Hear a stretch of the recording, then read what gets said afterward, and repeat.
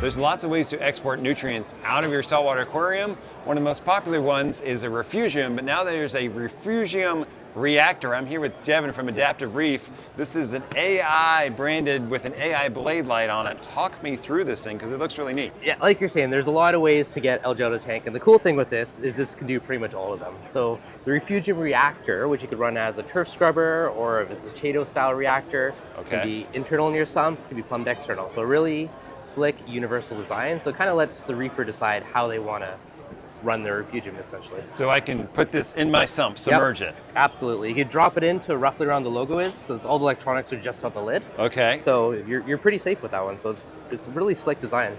You said it can be a Chaeto reactor or a turf scrubber. Yep, absolutely. Do I have to change anything internally to do that? So it comes with the taller stand or the shorter one. If you're running the taller stand and running it more waterfall style, it's going to act as an algae turf scrubber. Okay. So all the ones I've had in the past, they're always a pain to clean and maintain, or this one, you go, boop, pop it out. Pop it out. 2 seconds. So you'll actually maintain it and do it because it's easy. Well, that was a lot of complaints about other turf scrubbers out there. Is you can't put them in your sump. They're hard to clean. You got to scrub them out, pop that thing out, and go. Super duper easy. And a lot of the other ones, like the plumbing, the bulky, like it took up a lot of space. Where this one is extremely slick. Like he did a fantastic job designing it. So then, how does the water get into here? We need a pump, I take it. Yeah, you need a pump.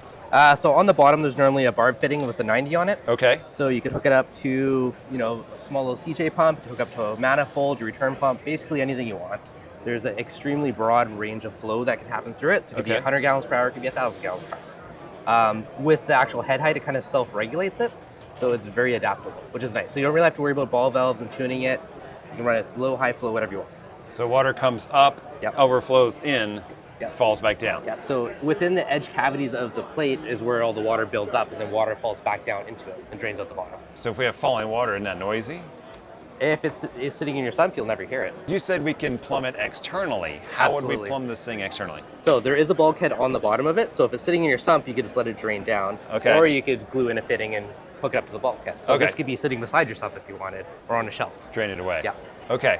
And can we use Callurpa, Chaeto, anyone you want? Anyone you want on here. Are there any changes we have to make to it to make it a turf scrubber versus a Refugium? Yeah, so the only difference there, if it was a Refugium, I would personally just set it in the water and have it just sitting in your sump. Okay. It's going to be submerged wherever that level is. It's all going to be self-contained.